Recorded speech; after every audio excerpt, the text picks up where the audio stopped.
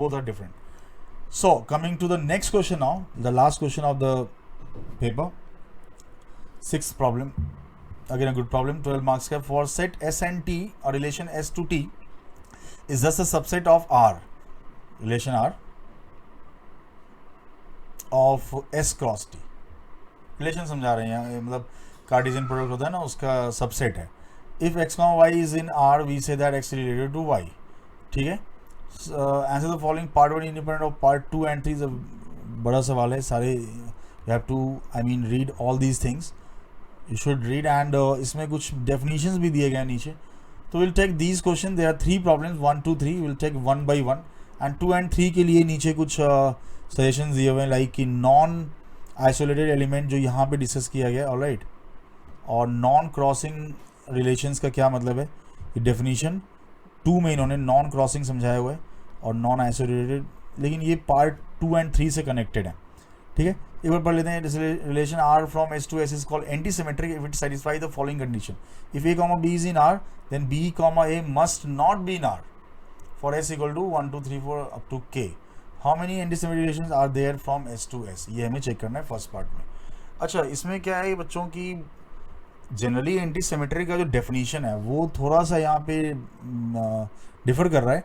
Antisymmetric का meaning होता है कि AB अगर है तो BA नहीं होना चाहिए, but A, A is allowed. हालांकि इन्होंने साफ साफ बना कि A, A भी अलाउड नहीं करना, क्योंकि अगर A, A is there in the relation, then उसका जो रिवर्स ऑर्डर है, यानी A, B को B इज A, तो A, A is already there. A, A है तो A, A तो है ही ना, तो वो कह रहे हैं नहीं होना चाहिए. यहाँ पे एंटीसिमेट्रिक में वैसे A, A अलाउड होता है, बट यहाँ पे इन दिस डेफिनेशन हमें will have to follow this, हमें इसी को फॉलो करना है.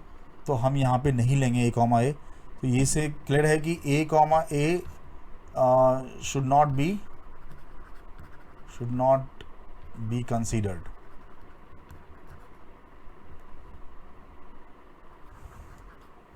ठीक है, ये ध्यान रखेंगे बस. और बाकी में हमें क्या करना है कि 1, 2 है, जैसे तो 1, 2 लिया है तो 2, 1 नहीं लेना. If 1, 2 is there, 2, 1 should not be there. इस तरह की बात है. तो और सेकेंड थर्ड पार्ट के लिए कह रहा है कि इसको सेकेंड थर्ड पार्ट हम बाद में कर सकते हैं, पहले हम will come to the first part. और फर्स्ट पार्ट के लिए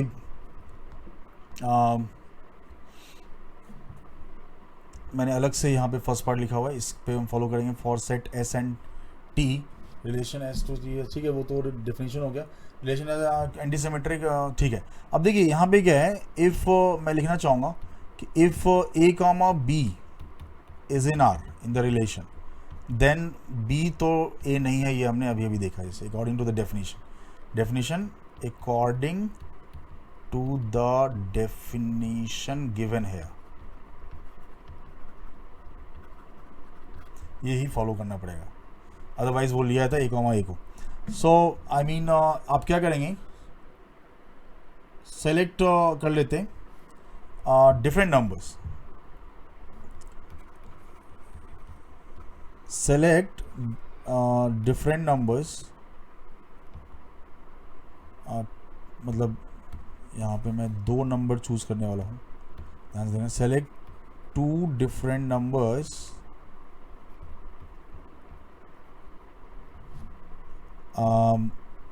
I एंड J ले लेते हैं. ठीक है, फ्रॉम द सेट जो गिवन है, सेट यहाँ पे S, that is 1 2 3 up to K. Alright, and this can be done in, which can be done in KC2 ways, because there are K element, we have to select 2 element subset कह सकते हैं आप. ये हमने 2 element choose किए हैं, because हमें A, B choose करना है. A, B डिफरेंट है, B is not equal to A. Alright, तो हमें 2 चूज करना है. बट इसमें क्या है कि अब यहाँ पे नाउ देखें तो 3 there arises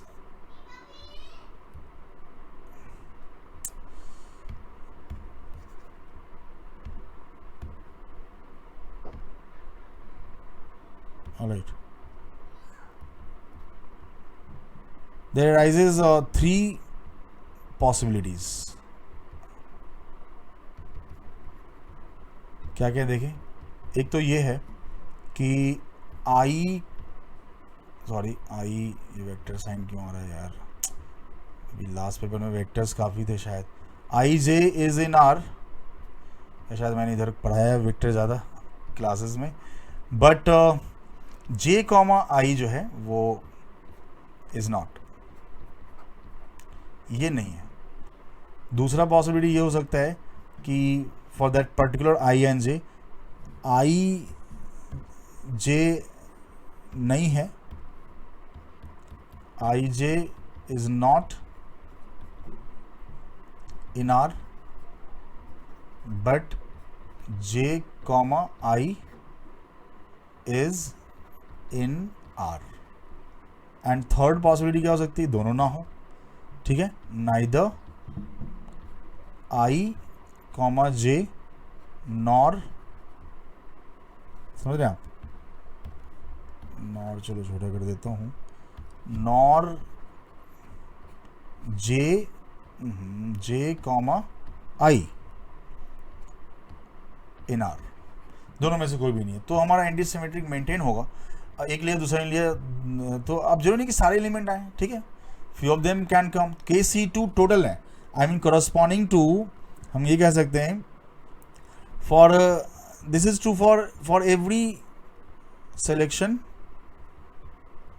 of I comma J, ये तीन पॉसिबिलिटीज हैं। तो यहाँ का सीधा कह सकते हो, सो नंबर ऑफ,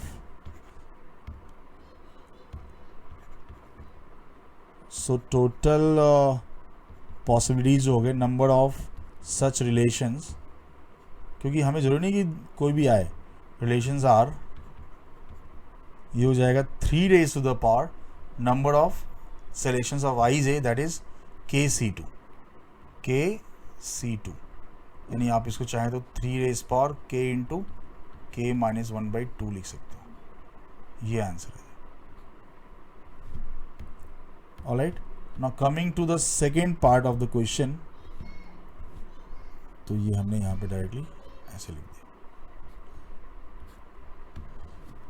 हाँ, सो सेकेंड पार्ट है, right recurrence relation for K comma N is equal to number of non crossing relations from, मतलब बेसिकली जब आप मैचिंग करते हैं तो क्रॉस नहीं करना चाहिए, जैसे मैच कराते हो 1 को 3 से और 3 को 2 से करा दिया अगर, या 2 को 1 से, 1 को 3 से और 2 को 1 से, तो क्रॉस हो जाएगा। And that have no auxiliary element either side, मतलब सारे मैच होने चाहिए, पहली चीज़। यहाँ पे मैं थोड़ा डेफिनेशन भी दिखा देता हूँ आपको। Definition 1 है, we say that the relation a relation from S to T has no isolated elements if each S in S is related to some T in T, okay, S to T है, and if for each T in T some S in S is related to T, ठीक है। तो कहने मतलब ये no isolated element, isolated में single element नहीं पड़ा है, उसको कोई ना कोई कनेक्शन, कोई ना कोई रिलेशन है, either if you consider the domain part or the codomain section, दोनों में से कोई भी फ्री एलिमेंट नहीं है उसमें, every one is connected with some other element, every element of S is connected with some element of T and every element of T is connected with some element of S, ठीक है। Definition 2 में non crossing की बात करें, ये match सबको कराना है, मतलब कोई भी खाली ना छूटे, ना एस में ना टी में, ना डोमेन में ना कोडोमेन में। We say that the relation R from, अब हम बात करते हैं नॉन क्रॉसिंग की, R from 1 to K that is S to T that is 1 to N is non crossing if the following never happens, I, X and J, Y दोनों जो है अगर हैं in R, then I is less than J but X is, ये non crossing है, ये non crossing नहीं होगा, नेवर हैपन्स, ऐसा चीज़ होना नहीं चाहिए, ये अलाउड नहीं है, नॉट अलाउड, ये है नॉट अलाउड, नॉट अलाउड। ये नॉट अलाउड क्यों है, देखो हो क्या रहा है कि आई मान लो यहाँ है ऐसा कुछ, और यहाँ पे जे है, और यहाँ पे और भी एलिमेंट्स आई मीन, और यहाँ सपोज आई मैचेस विद, और यहाँ पे एक्स है, और मैं इंक्रीजिंग ऑर्डर मान लो कि x बड़ा लेता हूँ, i छोटा है j से और y छोटा है, y यहाँ पे है और x यहाँ पे है, i x को जा रहा, j y को जा रहा है, ऐसा नहीं होना चाहिए। ठीक है ना। तो यहाँ पे ऑर्डर में लिखा हुआ ना 1 2 3 ऑर्डर में चीज़ें लिखी हुई, मैंने ऊपर से नीचे इंक्रीजिंग ऑर्डर में चीज़ें लिख दी हैं। इंक्रीजिंग ऑर्डर में लिखी चीज़ें, इंक्रीजिंग ऑर्डर में ऊपर से नीचे की तरफ elements are written in increasing order, ठीक है ना। तो जैसे कहीं ना कहीं आई आएगा, कहीं जे आएगा, और कहीं एक्स वाई आएगा, एक्स आएगा, Y is less than X, I is less than J, I matches with X, J matches with Y, तो क्रॉस कर रहा है, ये अलाउड नहीं है, नॉन क्रॉसिंग चाहिए। Alright, so coming to third part में ये कह रहा है कि using your recurrence in two जब फाइंड करेंगे तो थर्ड फाइंड करेंगे, otherwise find the formula for F3n। तो F(k)n के लिए एक रेफरेंस फॉर्मूला बनाना है हमें। F(k)n के लिए यहाँ पे कह रहा है कि पार्ट 2 में write a recurrence equation for F(k)n, non crossing relation from this to this that have no isolated element in the इधर सेट। ये इंपॉर्टेंट है। तो मैचिंग से कर सकते हैं आप। तो definition of the two underline terms, visual meaning, इसका कुछ विजुअल मीनिंग यही है जो मैंने क्रॉस करके दिखाया है ना, यही विजुअल मीनिंग है, इसको आप देख सकते हैं। So coming to the part B, part 1 is done, 3 days for KC2 was the answer, anti-symmetric relations. Now coming to part B पे चलते हैं। पार्ट बी में 2 में I mean write a recurrence relation for F(k)n। तो F(k)n, K आपका ये है, देखो यहाँ पे 1 to K is the domain and 1 to N is the codomain. तो यहाँ पे क्या होगा, 1,1 तो श्योर है कि 1 तो 1 के साथ ही मैच करेगा, क्योंकि 1 को अगर आप फ्री नहीं छोड़ सकते ना तो कोडोमेन में फ्री नहीं छोड़ सकते आप 1 को। तो ये अगर किसी और के साथ एसोसिएट हो गया तो फिर प्रॉब्लम आएगी। आई मीन फिर 1 मान लो 1 के साथ नहीं, 1 को मैच नहीं कर रहा। आई मीन इसका pre image, if the pre image of this 1 is not 1, suppose इसका प्री इमेज मान लो मैं कहता हूँ फॉर द टाइम बिंग 2 है या 3 है, कोई भी। तो जब कहीं ना कहीं पे ठीक है ना, अब जब 1 वाला मैच करेगा किसी को, ठीक है ना, तो वो अगर सिर्फ 1 के साथ जा रहा है तब तो ठीक है, 1 के साथ नहीं जा रहा। आई मीन 1 अगर 2 का मैच कर रहा है तो फिर 2 जो ये वाला 1 है, समझ रहे आप, ये तो कहने की मैच होगा ये नीचे वाले एलिमेंट से, तो वो क्रॉस आ जाएगा। आई मीन सीधी सी बात है। तो 1,1 तो यहाँ पक्का है बच्चों कि श्योर है, 1,1 is sure, I mean must be there in the relation, ठीक है। एंड नाउ इसमें जो केसेस बन रहे हैं फॉर F(k)n, मैं अगेन बोलूँगा कि क्या क्या पॉसिबिलिटीज़ देखो आप। इसके लिए पहले तो मैं एक मान लो ऐसा करके हमने मैपिंग से ट्राई कर रहे हैं इस पिक्चर के साथ।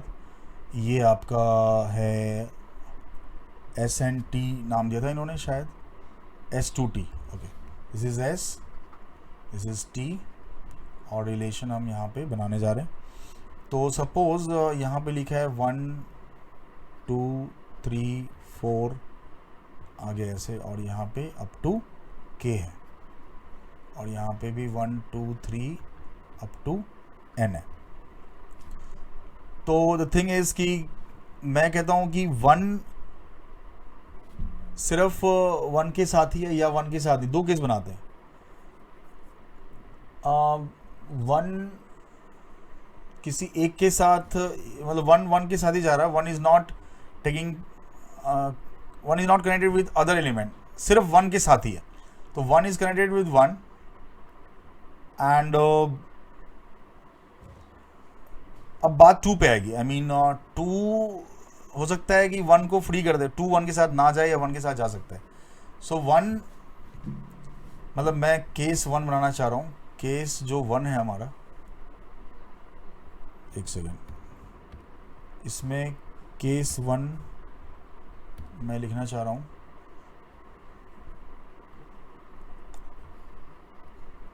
ये केस 1 है।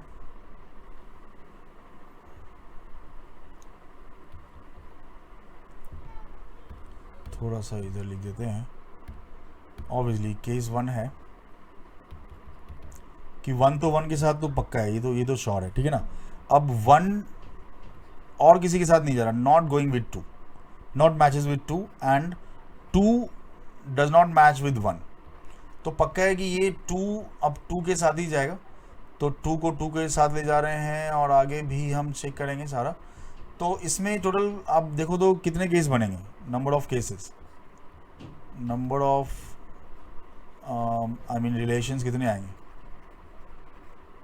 ये हो जाएगा एफ ऑफ, क्योंकि 1 तो 1 के साथ फिक्स हो चुका है, ठीक है ना। अब 1 किसी और के साथ जाएगा नहीं, एज इफ कि हमें 2 से लेकर k तक में सबको मैच कराना है, और इधर जो अवेलेबल है वो भी 2 से लेके n तक है। तो इसका मतलब k-1 एलिमेंट्स को हमें मैच कराना है विथ n-1 एलिमेंट्स। केस 1 हो गया ये, ठीक है। अब केस 2 की बात करें, केस 2 मैं यहाँ लिखने जा रहा हूँ। मैं कहता हूँ कि 1 2 3 k है और यहाँ 1 2 3 n है। 1 तो 1 के साथ ही जाएगा, ये तो पक्का ही है हर केस में, ठीक है। एंड 2 के साथ और जा भी सकते हैं, नहीं में तो सारे पॉसिबिलिटीज थे। एंड इसके लिए मैं केस 2 बनाने जा रहा हूँ जिसमें कि 1 सिर्फ 1 के साथ जा रहा है, बट 2 को देख रहा हूँ। मतलब दो majorly there are 2 cases, 1 going only with 1 not with others. तो इसमें भी 2 केस बन रहा है बेसिकली। 2 का फिर देखेंगे केस कि 2 के साथ 1 के साथ नहीं जा रहा, या 1 के साथ जा भी सकता है। तो 2 1 के साथ भी जा रहा है, ये वाला केस इसमें अलग से ले रहे हैं, that was not contained in case number 1। तो यहाँ लिख रहा हूँ केस का जो हेडिंग है बेसिकली कि 1 2 के साथ नहीं जाएगा, मतलब 1 1 के साथ ही जा रहा है ओनली, एंड 2 गोज विद 1। तो इसमें नंबर ऑफ रिलेशंस कितने हो जाएंगे, नंबर ऑफ रिलेशंस इसके अंदर कितने हो जाएंगे, हो जाएगा एफ ऑफ, एज इफ कि हमें देखो 1 1 के साथ ही जा रहा है, तो 1 के लिए और कोई पॉसिबिलिटी नहीं है, लेकिन 2 के लिए हमारे पास 2 to k हमारे पास अवेलेबल थे, एज इफ कि we have a new relation like domain as from 2 to k and codomain as 1 to n। तो यहाँ पे k और यहाँ पे k-1, सॉरी k-1 आएगा, 1 तो 1 के साथ फिक्स है, और यहाँ पे n, ऑलराइट। एंड केस 3 में बनाने जा रहा हूँ। केस 3 में मैं बोलूँगा कि 1 2 के साथ जा सकता है, जा भी सकता है यार, ठीक है। तो यहाँ पे और बाकी और भी चीज़ें आएंगी। तो पक्का है, देखो 2 तो 1 के में जाएगा नहीं, अभी ये पक्का हो गया। तो 2 1 में नहीं जाएगा क्योंकि क्रॉस हो जाएगा। तो अगर देखा जाए तो अब एक तरह से हमारे पास ना वो हमें 1 2 में जा रहा है, तो मतलब देखिए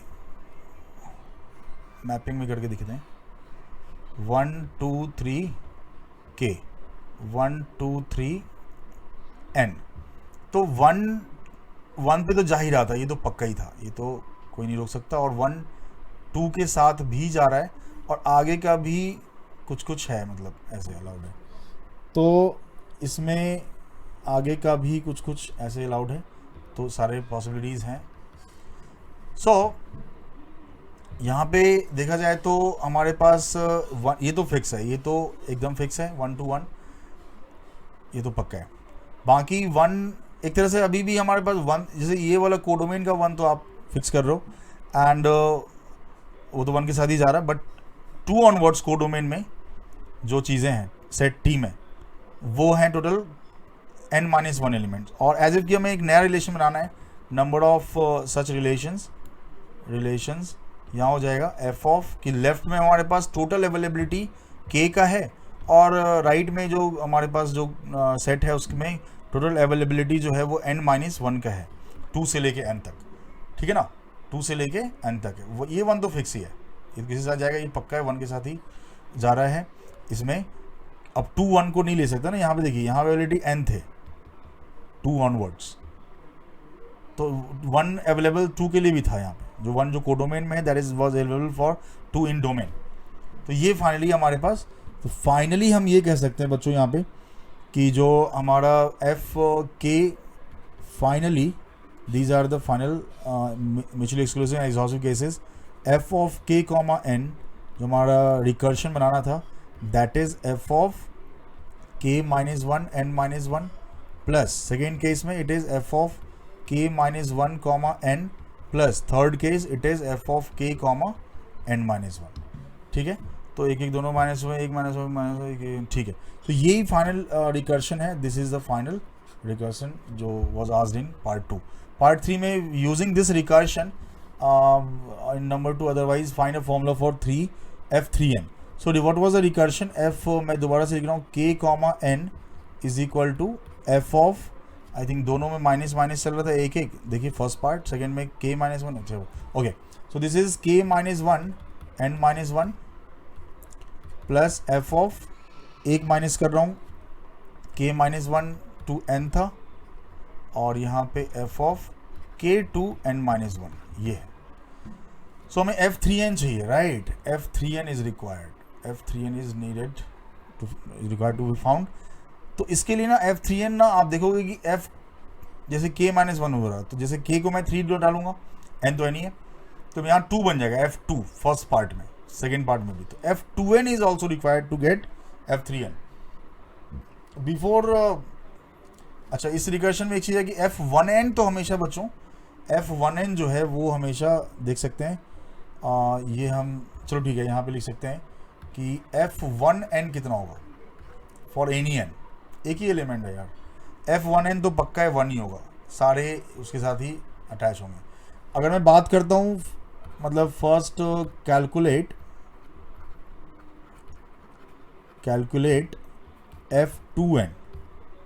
f2n निकालने के लिए हमारे पास ये जो फॉर्मूला ऊपर से मैं यूज़ कर रहा हूँ, रिकर्शन ही यूज़ कर रहा हूँ, 1n minus 1 put k equal to 2 above. So this is 1n and this is f of 2 comma n minus 1. Alright, so इसको मैं एक vn टाइप से यहाँ पे अगर बनाऊँ, इसके जो थर्ड टर्म को लेफ्ट में ले आते हैं 2 कॉमा n माइनस 1.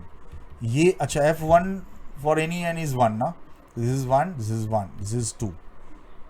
ठीक है, एंड इसको हम सिग्मा ले लेंगे, apply sigma n equal to 2 to n. ठीक है ना, तो बोथ साइड्स, तो vn टाइप से कैंसिलेशन स्टार्ट हो जाएगा.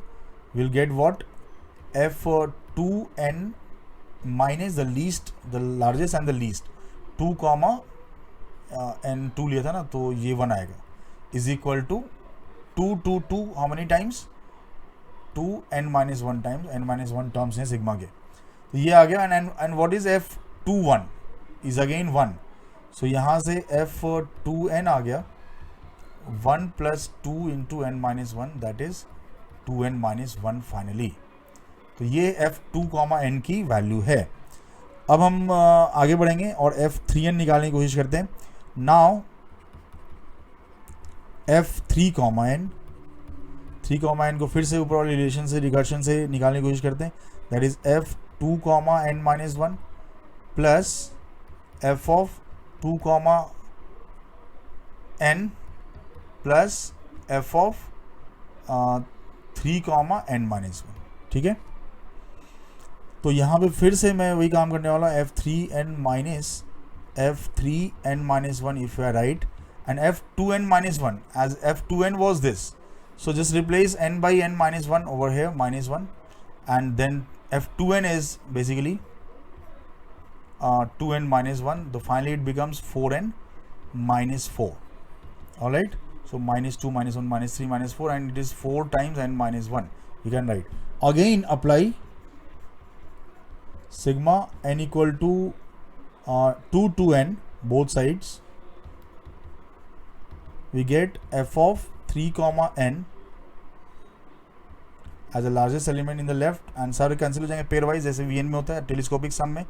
और यहाँ पे आएगा 3 comma when n is 2 it is 1. इसकी वैल्यू मैं बता रहा हूँ. ठीक है, so this becomes in the right it is sigma n minus 1 and from 2 to n.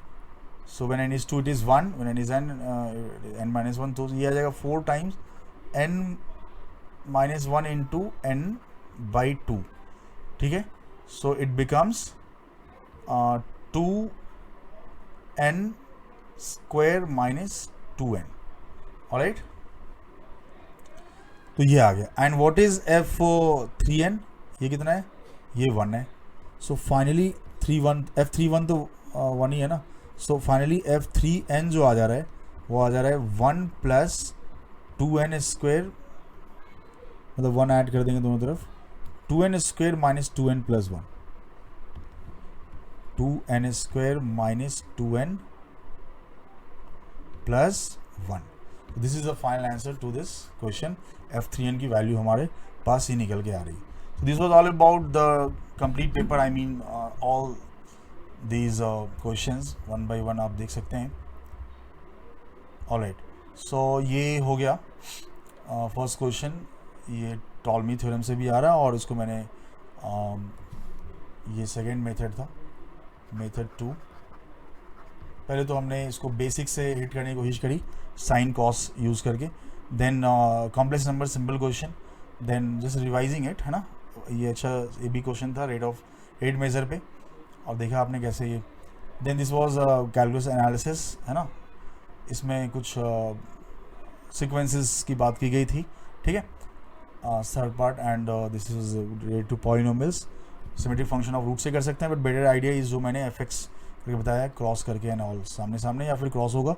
And ये सारा analysis good, very good problem, the best problem of this paper कह सकते हैं। एंड द लास्ट 6 क्वेश्चन जो है anti symmetric combinatorics या number of relations पे पूछा गया था, ठीक है।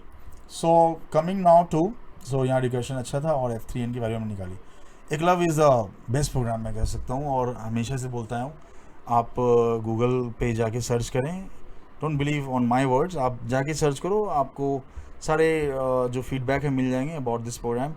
इसमें रिवीजन जो है बहुत अच्छे लेवल पे हम कराते हैं, और test papers, original papers, discussion, so many analysis are there regular basis पे। अगर आपने 11th-12th में मतलब पढ़ाई अच्छे से करी है तो यहाँ पे you can be part of A club, और ये बेस्ट प्रोग्राम है जो आपको आपके परफॉर्मेंस को और भी इन्हांस कर देगा, रेज कर देगा। बच्चों यहाँ पे इसका एडमिशन के बारे में सारी इन्फॉर्मेशन एकलव्य में एडमिशन के लिए नोटिस बोर्ड है हमारा, आप QR कोड है, इसको स्कैन करके चेक कर सकते हैं। You will get every important detailed information here, and we update all the curriculum here about eklavya. So you can go through, if you are going to give JEE 2023 next year, again it is a Telegram channel, यहाँ से भी you'll get all the information, specially अलग से मिल जाएगा। और 2024 में अगर आप JEE देने जा रहे हो, aspirant JEE aspirant 2024, you get every information related to your जो आपका बैच है या सेशन है, यहाँ पे मिल जाएगा, ठीक है, इस टेलीग्राम चैनल के थ्रू। वी इम्पैक्ट चैनल की बात करूँ, ये हमारा अलग से एक्सक्लूसिव चैनल है, where we again update all the information related to Eklavya, important curriculum और जो भी आने वाला है। And here we have uploaded the previous years JEE, है ना, इसके जो क्वेश्चंस हैं, क्वेश्चंस सॉल्यूशंस हमने डाले हुए हैं, वीडियोस डाले हुए हैं, वीडियोस तो काफ़ी 1 by 1 क्वेश्चंस को सारे से सिंगल क्वेश्चन के वीडियो बनाए हुए हैं, काफ़ी डिटेल सोल्यूशन है, डिफरेंट मेथड से बताया जा गया है, और ऐसा सोल्यूशन आपको कहीं भी और नहीं मिलेगा जितने डिटेल में यहाँ पे डिस्कशन किया गया। कंप्लीट आंसर KPY की जो एग्ज़ाम होता था उसके अंदर हमने प्रीवियस का कई सालों के KPY के क्वेश्चंस को डिस्कस किया हुआ है। You may go through, ISI CMI का ऑलरेडी इज गोइंग ऑन, चल रहा है, तो you may be I mean you get benefited through these also, okay। And coming to now the teaser question of this video, of this lecture, if complex numbers Z1 Z2 Z3 up to Z20 form a 20-sided regular polygon with circumradius 3, एक complex regular polygon पे 20 equi spaced point पे ये complex numbers हैं, तो यहाँ पे पूछा गया है डबल सिग्मा i कंडीशन है 1 ≤ i ≤ j ≤ 20, mod of zi minus zj whole raise power 20, ये सिग्मा करना है जहाँ पे ij 1 से 20 है, डिफरेंट है, j greater than i, and k equal to k times 20c10 लिखा हुआ है, ये NCR का है 20c10। The number of positive divisors of the number k is equal to, k पहले फाइंड करना है आपको, उसके बाद उसके पॉजिटिव डिवाइस बताने, वेरी गुड प्रॉब्लम, आप ट्राई करना. कॉम्प्लेक्स नंबर जो आपका डी मॉर्गन्स थ्योरम वगैरह है उसको अप्लाई करने की कोशिश कीजिए. E is for aided theta का कंसेप्ट लगाइए और वहाँ से कुछ बाइनोमियल का सिचुएशन भी बन सकता है. Is a very good problem. तो बाइनोमियल कोएफिशिएंट भी दिख रहा है राइट में आपको, तो इसको ट्राई करें. Right. So this was all about today's, and if you could solve this question now, then send us to this email address. यहाँ लिखा हो eklavyaSupport@vedantu.com with the subject line. Subject यहाँ mention, don't forget to mention the subject. Maths लिखना है, then only your solution will be entertained, and we'll check your solution, and if we like it, we'll reach out to you on the same email ID through which you send the solution. Alright बच्चों, then you can be a part of Eklavya अगर we see that your solution is correct. Alright. This was all about today's session. I hope you enjoyed it, and just be there, and we'll meet in the next week. Bye bye. See you. Take care.